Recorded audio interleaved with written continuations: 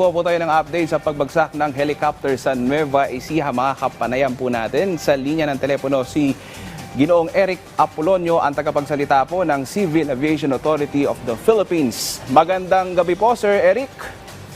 Magandang gabi po.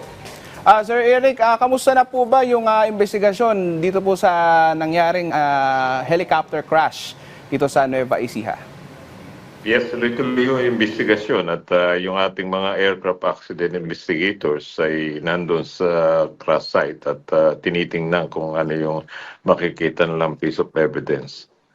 Sir, clarification lang. Ito po ay yung piloto ay babae, no? So pwede niyo po ba kaming bigyan lang ng konting details kung saan po ba yung flight niya? Tsaka bakit po ba mag-isa lang po ba siya?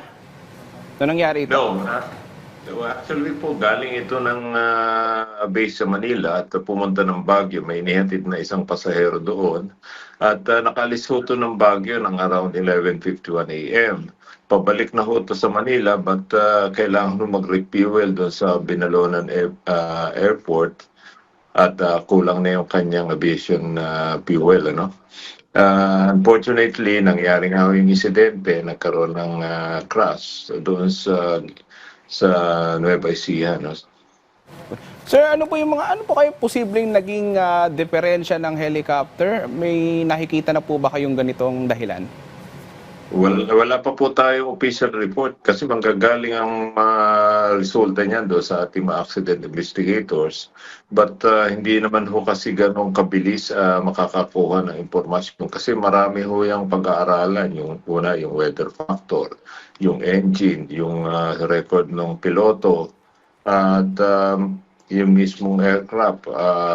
But so far, nabigyan naman po ito ng permit to fly, kaya siguradong compliant to sa mga safety procedures na binibigay ng CAAP. So, sir, klaruhin ko lang. Ibig sabihin, sir, nung lumipad po siya from Baguio, kompleto naman lahat yung mga details, yung details ng piloto, tsaka yung iba't ibang mga requirements para po makalipad.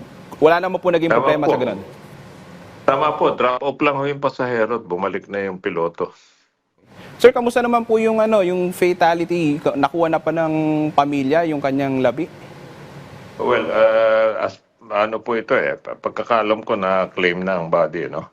At nabigyan na rin po ng information yung pamilya at the moment na mangyari yung insidente. Unfortunately nga lang po, may lumabas na mga news na pinangalanan yung piloto nang hindi pa man lang namin nabibigyan ng information yung pamilya ng mga nasawi. Okay. Sir, siguro panghuling mensahe na lang po sa ating mga kababayan at siguro kung meron pa kayong mga information dyan na kailangan po malaman ng publiko. Well, sa mga kababayan natin, ang air travel para sa amin is still the safest mode of transport dahil kung titingnan yung data sa buong mundo, lumalabas daw for every 1.4 million incident, isang beses doon mamamatay yung pasahero sa air crash, while sa land po is only about 704 into 1. Okay. Maraming salamat po sa inyong oras, Sir Eric Apolonio, ang tagapagsalita po ng CAAP.